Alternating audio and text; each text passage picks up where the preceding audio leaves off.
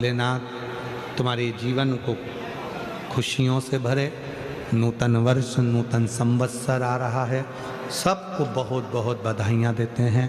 आपकी ज़िंदगी नूतनता से भरते हुए अग्रसर हो, अग्रणता किए हुए। नूतन नौ वर्ष की खूब खूब बधाइयाँ, गुड़ी पड़वा की खूब खूब बधाइयाँ।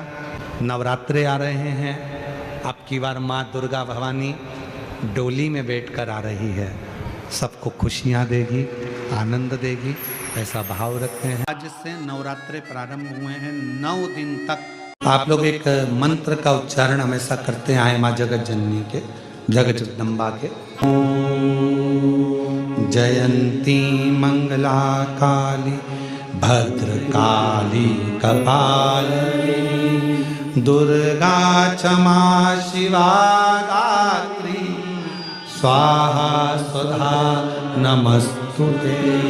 मंत्र का उच्चारण और कितना प्रबल है। गुणी पड़वा का जो दिन रहता है, चैत्री नवरात्रे जिस दिन प्रारंभ होते हैं, नया संवत्सर जिस दिन प्रारंभ होता है, माँ जगत जननी जगदम्बा से प्रार्थना करा करो कि तू मेरे घर में एक बार जरूर आना। गुणी पड़वा का जो दिन रहता है, चैत्री नवरात्रे जिस दिन प्रारंभ होते हैं, नया संवत्सर जिस दिन प्रारंभ होता है, उस दिन नीम के पत्ते की बंदरवाल लगती है, जो नवरात्रि के 9 दिन तक दरवाजे के बाहर लगी होती है, जिससे घर में कोई नई बीमारी प्रवेश नहीं करती, वो बीमारी बाहर निकल जाती है। इसको नीम के पत्ते की बंदरवाल। आम के पल्लव, आम के पत्ते, पीपल के पत्ते और नीम के पत्ते, इन तीनों की बंदरवाल। ये बंदरवाल दशहरे के दिन लगती है। 10वीं तिथि को लगकर एकादशी द्वादशी तक लगी रहती है और त्रयोदशी के दिन इसको निकालकर विसर्जन कर दिया जाता है। ये जिस घर में लोग चिड़चिड़ प्रवृत्ति करते हो, क्रोध उत्पन्न होता हो, घर में सामंजस्य नहीं बन रहा हो, आपस में क्लेश बढ़ रहा हो, कोई किसी की नहीं सुनता हो, तब ये आम के पत्ते की, पीपल की और नीम के पत्ते की पल्लव बंदरवाल लगाई जाती है। देवी माता को अग्नि तत्व की प्रियता है। माँ को क्या चाहिए तो कहा मुझे अग्नि तत्व की प्रियता। माँ जी को, माँ दुर्गा भवानी को क्या प्रिय है तो कहा ज्योत, अग्नि, यज्ञ की आहुति, हवन, धूप। जगतजननी दुर्गा भवानी को, आद्य शक्ति भवानी को अग्नि तत्व प्रिय है। भगवान शंकर को जल चढ़ता है और माँ दुर्गा भवानी की ज्योत लगती है, धूप छूटती है, हवन होता है, यज्ञ होता है। माँ को प्रियता अग्नि। केवल नवरात्रे व्रत करने से पूर्ण नहीं होते, केवल नवरात्रे 9 दिन तक भूखे रहने से पूर्ण नहीं होते, केवल नवरात्रे नवरात्रि तक जागने से पूर्ण नहीं होते, केवल नवरात्रे घर में ज्योत जलाने से पूर्ण नहीं होते, केवल नवरात्रे 9 दिन तक जवारे बोने से पूर्ण नहीं होते, केवल नवरात्रे 9 दिन तक कलश स्थापना से पूर्ण नहीं होते। नवरात्रे पूर्ण जब माने जाते हैं जब आप घर में रहने वाली नारी का आदर करना प्रारंभ कर दो। प्रत्येक कन्या में, प्रत्येक बच्ची में तुम्हें माँ जगत जननी का स्वरूप नजर आने लगे और आप स्त्री को सम्मान देने लगे, आदर करने लगे, तो समझना कि नवरात्रे सिद्ध हो गए, नवरात्रे में आपकी साधना सिद्ध हो गई। आज से नवरात्रे प्रारंभ हुए हैं, 9 दिन तक सवेरे उठते से ही पहला 1 लोटा जल शिव को, क्योंकि उसी के माँ जगत जननी हस्तकमल पर जल जाना जरूरी है। शंकर का चढ़ा वो हमें फल प्रदान करे, सुख दे, आनंद का दे। आज से नवरात्रे प्रारंभ हुए हैं, 9 दिन तक। नवरात्रे के 9 दिन अगर आपको ऐसा लगता है कि शिवजी आप बाबा मेरी नहीं सुन रहा, बहुत संघर्ष का जीवन चल रहा है, बहुत परेशानी का जीवन चल रहा है, बहुत कष्ट का जीवन चल रहा है और कोई मंजिल, कोई राह, कोई मार्ग दिख ही नहीं रहा, तुम्हारा कैसा भी दुख है, जो आज गुप्त नवरात्रे प्रारंभ हुए हैं, आज से 9 दिन तक का एक नियम ले लो में कि मुझे शिवजी के मंदिर में अशोक सुंदरी वाली जगह पर एक बेलपत्र माँ हेमवती माता के नाम से। कौन सी माता? हेमवती। माँ हेमवती के नाम से एक बेलपत्र अशोक सुंदरी वाली जगह पर समर्पित करूंगी। 9 दिन का एक नियम धारण करो और 12वें या 15वें दिन आप देखिए आपका जो दुख है मेरा बाबा उसको काट कर ही रहा। यात्रे जो आज से प्रारंभ हुए हैं, यात्रे में हेमवती माता का स्मरण करना, एक बेलपत्र का पूजन करना, या एक बेलपत्र के वृक्ष के नीचे आप 9 दिन तक भी, अगर मंदिर तक भी नहीं जा सकते, मंदिर में आप बेलपत्र रखने नहीं जा सकते, तो आपके घर के आंगन में द्वारे पर बगीचे में, आपके घर के आंगन में द्वारे पर बगीचे में, आपके घर के पास अगर कोई बेलपत्र का पौधा है, वृक्ष है, उस बेलपत्र के वृक्ष के सामने एक बेलपत्र का पत्ता रखकर भी अगर आप उस पर जल चढ़ा रहे हैं या पूजन कर रहे हैं हेमवती माता के नाम से, तो उसका फल आपको मिलेगा। और मान लो बेलपत्र का वृक्ष भी नहीं है, हम मंदिर भी नहीं जा सकते, हम कहीं नहीं जा सकते, घर से बाहर कैसे निकलें, पानी तेज है, जलवृष्टि हो रही है, बहुत सा पानी है, तो क्या करें? अपने घर में जो शिवलिंग है, तुम्हारे घर में अगर जो शिवलिंग है, तुम्हारे घर में जो शिवलिंग विराजमान है, उसी शिवलिंग के साक्षी में, सम्मुख में भी अगर हेमवती माता का नाम लेकर अगर एक बेलपत्र समर्पित करोगे 9 दिवस तक, तो उसका फल मिलेगा जरूर, उसका फल मिलेगा। फिर से बोलो, कौन माता? हेमवती। कौन है ये? शिव महापुराण की कथा कहती है, जब माता पार्वती जी हिमालय राज के घर में प्रगटी और हिमालयों की कंदरा में बैठकर मां पार्वती जी तप साधना में लीन हुई, जितनी परीक्षा भगवान शंकर ले सकते थे शिव जी ने सारी परीक्षा ली। ब्रह्मदेव परीक्षा लेने आए, भगवान नारायण परीक्षा लेने आए, इंद्रदेव आए, सप्तऋषि आए, सारे साधु संतों को परीक्षा लेने भेजा, पर मां उन परीक्षाओं में पास होती चली गई। तब भगवान शंकर ने दर्शन देकर कहा, पार्वती आज से तुम्हारा नाम हेमवती रहेगा। सुनो पार्वती, तुम्हारे इस नाम की आराधना जो तुम्हारे गुप्त स्वरूप में करेगा, उसको मनवांछित फल की प्राप्ति हो जाएगी। और वो फल, आज कथा अगर प्रारंभ हुई है और आप लोगों को मौका मिला है, तो इस कथा का स्मरण अपने जीवन में जरूर करें। और आप सबको मालूम होगा 4 नवरात्रे होते हैं, उन 4 नवरात्रे में 2 नवरात्रे गुप्त माने गए। नवरात्र आता है जो आज से प्रारंभ हुआ है, कहते हैं अगर कोई स्थिर होकर एकांत में बैठकर भगवान शंकर के नाम का मात्र संबोधन श्रवण कर लेता है, सुन ले, गुनगुना ले, शिव को याद कर ले, तो कहते हैं शिव और शक्ति की दोनों की कृपा उसके ऊपर बनी ही रहती है। नवरात्रे में 9 दिन में से कोई एक दिन ऐसा ले लो जिस दिन कन्याओं का भोजन कराओ, साथ में उनको लाल चुनरी ओढ़ाओ, या कोई लाल वस्त्र, लाल पूजन की सामग्री उनको दो। आम के पल्लव की महत्वता को जरा जानिएगा, बहुत बहुत ध्यान दीजिएगा। आम के पत्ते देखे आप लोगों ने? अरे बोलो, जम के तो बोलो। देखें, उसका प्रयोग कभी आप लोगों ने करा? आम के पत्ते का कभी प्रयोग कर देखिएगा। अभी तो नवरात्रि चल रही है, नवरात्रे में जब 5वां दिन नवरात्रे का रहे, चैत्री नवरात्रे का 5वां दिन रहे, और मान लो कि आपके घर में किसी बच्चे की, लड़के की या लड़की का या मंगल विवाह नहीं हो रहा हो, या शादी नहीं हो रही हो, या उस लड़के लड़की के लिए बहुत प्रयास कर लिया आपने और उसकी शादी हो ही नहीं रही, अथक प्रयास आपने कर लिया और उसका मंगल विवाह नहीं हो रहा, तो ये देवी भागवत में स्पष्ट कहा गया है, देवी भागवत में वर्णन किया गया है, देवी भागवत में वर्णित किया गया। और देवी भागवत में कहा गया कि आम का जो पत्ते होते हैं, आम का जो पत्ता होता है, आम का जो पल्लव होता है, उस आम के पत्ते पर हल्दी और सिंदूर,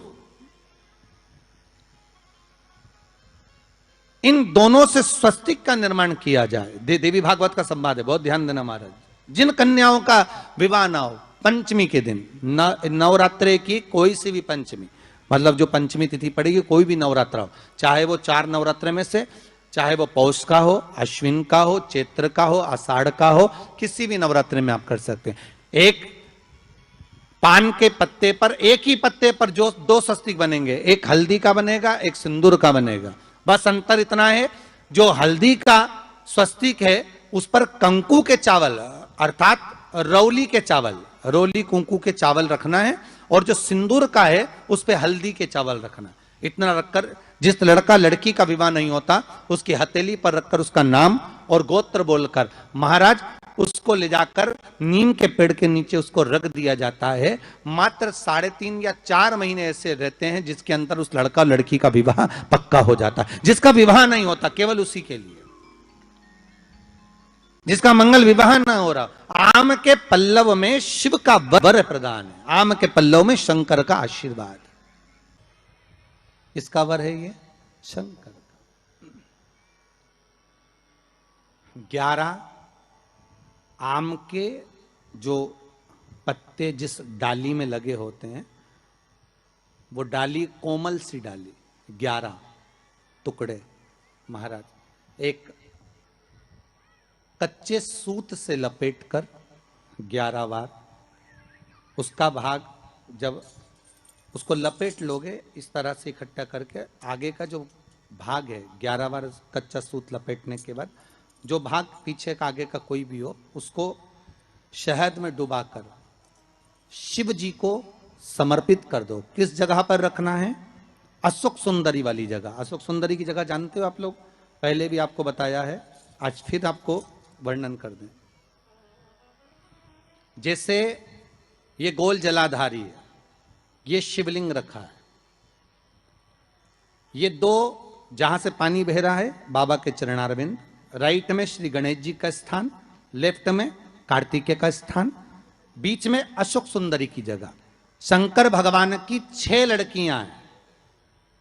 भगवान शंकर के 13 बच्चे, 13 बच्चों में से 6 लड़कियां, उस 6 लड़कियों में से एक लड़की का स्थान, भगवान शंकर की एक बेटी का स्थान, अशोक सुंदरी का स्थान सामने पद्म पुराण में स्पष्ट किया। यह स्थान अशोक सुंदरी का। शंकर भगवान की जलाधारी में पार्वती जी का हस्तकमल, ऊपर से जो एक एक बूंद पानी गिरता है, यह शंकर भगवान की 5 लड़कियों का स्थान है, जया, विषहरा, सामरी बारी, दौतली और देव। शंकर भगवान की 5 लड़कियां भगवान शंकर के मस्तक पे जल की धार गिरा रही हैं। बीच में जो अशोक सुंदरी का स्थान है महाराज, उस जगह पर शहद का मुख, जो शहद आपने भिंगोया है, उस शहद का मुख शंकर जी की ओर कर कर इसी चैत्र के महीने में, इन्हीं नवरात्रि में शंकर भगवान के उस अशोक सुंदरी की जगह पर शहद का भाग शिव जी की ओर रख दें।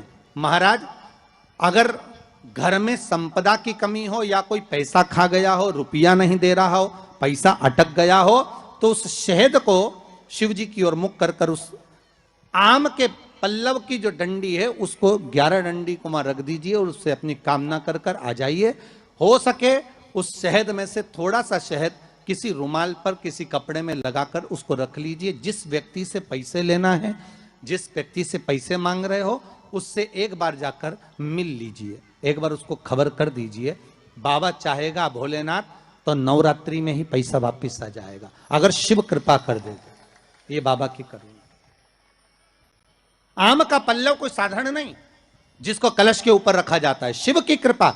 जिस आम के पेड़ पर स्वयं कामदेव चढ़कर भगवान शंकर के तीसरे नेत्र द्वारा जलकर भस्म हो जाते हैं, वो आम का पेड़ साधारण नहीं हो सकता।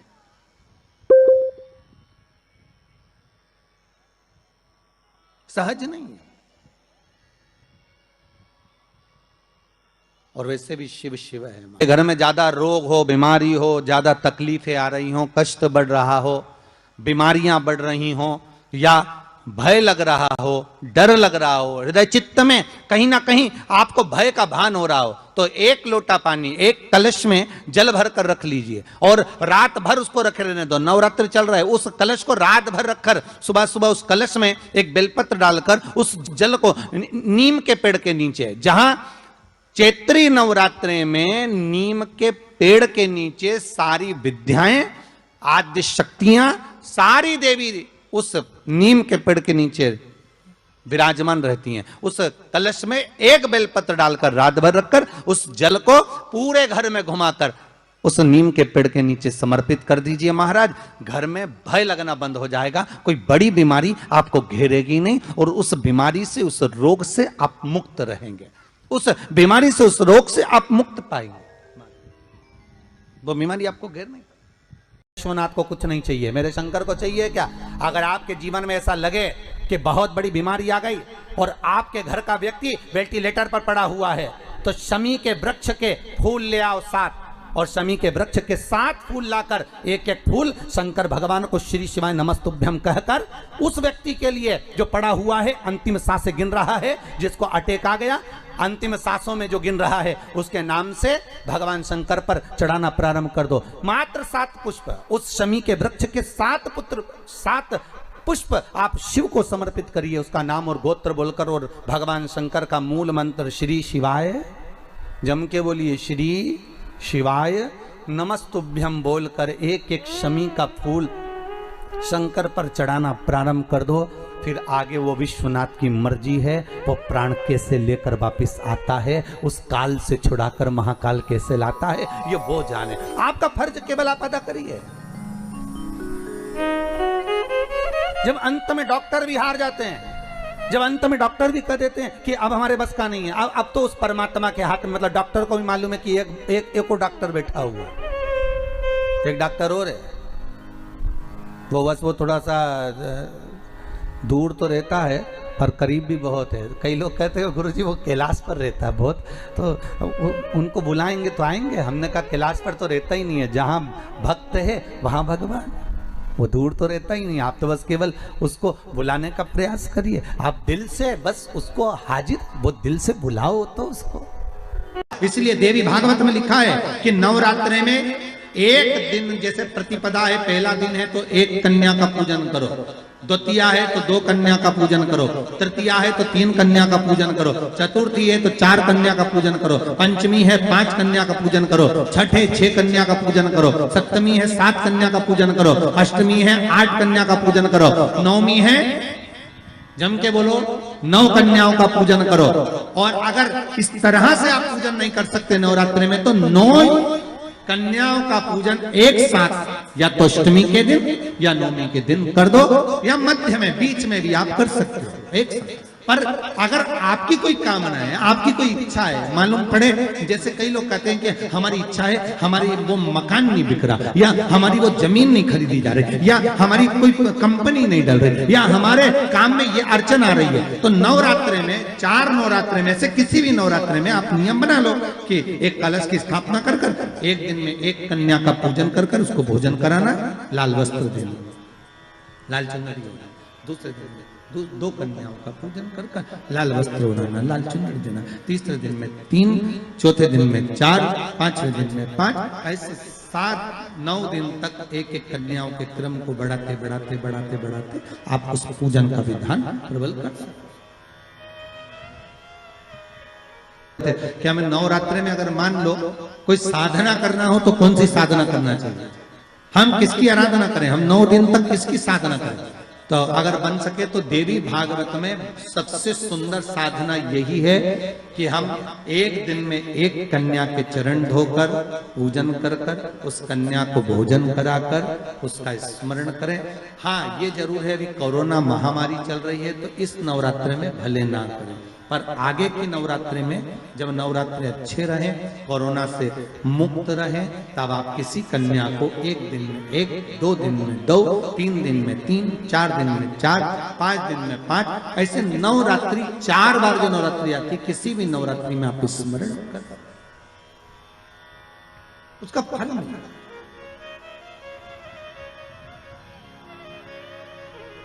उसका फल होगा।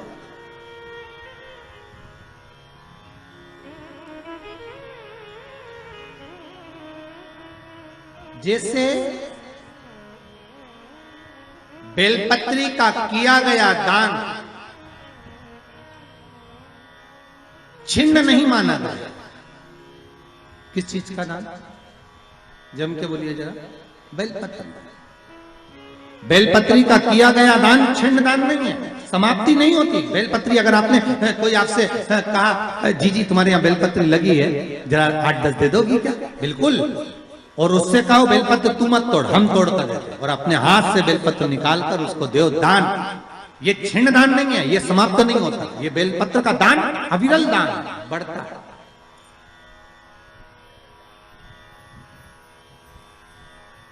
सुख का भान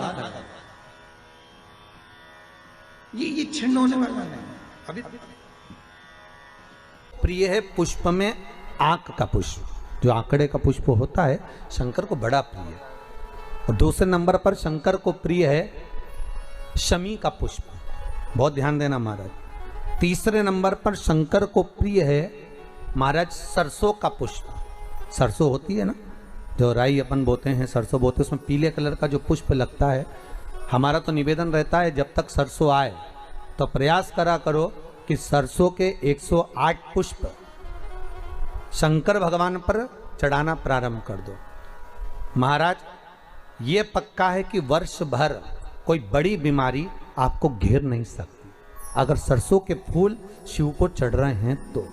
और प्रयास करना कि सरसों का जो पुष्प होता है, सरसों का जो फूल होता है महाराज, अगर कोई व्यक्ति को किडनी या लीवर से जुड़ी हुई कोई तकलीफ होती है, या किसी व्यक्ति का एक्सीडेंट हो गया होता है और उसका कोई अंग रह गया हो, कोई शरीर का कोई भाग रह गया और वो काम नहीं कर रहा हो, जैसे किसी के पांव रह जाते हैं एक्सीडेंट के बाद, किसी का हाथ रह जाता है, या कोई अंग काम नहीं कर रहा हो, वहाँ ब्लड पहुँच नहीं रहा हो, वो जगह एकदम सुन्न हो गई हो, खाली पड़ गई हो, तो उसके लिए शिव महापुराण की कथा कहती है कि सरसों के पुष्प 11 शंकर जी के राइट भाग में, जहाँ शिव जी के गण दरवाजे के द्वारपाल मणिभद्र जिस जगह पर निवास करते हैं, कौन निवास करते हैं?